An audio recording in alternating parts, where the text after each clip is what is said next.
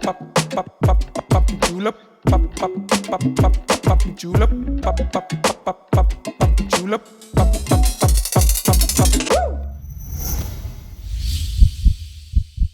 The very popular Nike Zoomfly 3 has, after a year's break, gotten an update. And it's a joy to run in, but no revolution. This is the Nike Zoomfly 4. Let's start with the biggest update from version 3 to 4, and it's the upper. Now you have the Flyknit upper, not the vapor weave upper that you have from the Zoomfly 3. It is more comfortable. I am a sucker for good upper design, and I must say, I really like this two-layer design, combining an inside layer that is stretchy and an outside layer that gives more structure. The softer inside layer is made in a booty construction, which fits just like a sock, making the shoes extremely comfortable on. It is also a bit more breathable than the neoprene feeling fabric from the Zoomfly 3. My average width feet love to be in this shoe, but I might think that it could feel a little bit narrow if you have a wider foot. The outside layer of the upper is so thin that it doesn't make my feet too warm. In fact, it felt a bit too cold the other day when I used socks that were a bit too thin in this pre-winter air. There is some inside webbing on the outermost layer around the midfoot. It feels nice, comfortable, and also like your foot isn't going anywhere. As an icing on the cake, Nike's made some really nice pillows on the inside of the heel that just gives a proper lockdown. The upper is Lars approved. It's one of the best uppers of the year in my opinion.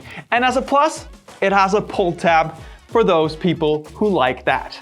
The midsole is a full-length React midsole with a carbon plate through it. It's basically the same as the Zoomfly 3.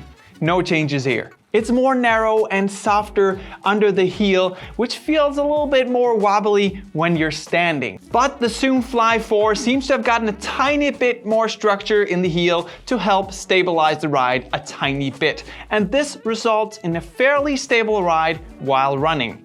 In the front, it has a wider platform and feels a bit firmer. So the stability perception of the Zoomfly 4 will largely depend on where you land on the foot. It will feel less stable for heel landers. It has a very big rocker here in the front, and it's very welcome because it is a very stiff shoe, and without it, it would feel a little bit more cumbersome to run in. But with this rocker, it just helps with the propulsion and you get a better stride. Overall, the midsole doesn't feel as explosive and responsive as some other shoes out there. But this is because Nike decided to use the React foam for more durability in this shoe. And that choice clearly defines what this shoe should be used for, in my opinion. This is a daily trainer that can handle the faster paces. It's too heavy to be a pure-blooded racer, but it is nice as a companion to one of those that is a little bit faster. Or a jack-of-all-trades shoe for those who want a carbon shoe that is super affordable for daily training. I'm not a fan of running slowly in it though. It's definitely a shoe that handles faster paces better than slower paces. The outsole is the same as in the Zoomfly 3. You have a little bit of rubber here and a lot of rubber in the forefoot. It works as it should, and I have no issues running on wetter asphalt or gravel, but don't use this on slippery trails because it won't work.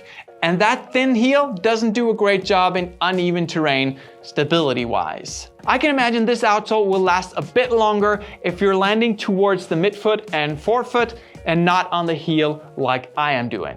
Nike knows how to make a good looking shoe, and I must say, they've done it again. I never actually look at design when I buy shoes or try shoes, but I've been a little bit more drawn to this shoe than the others I've been trying lately. And it's just because it looks so good.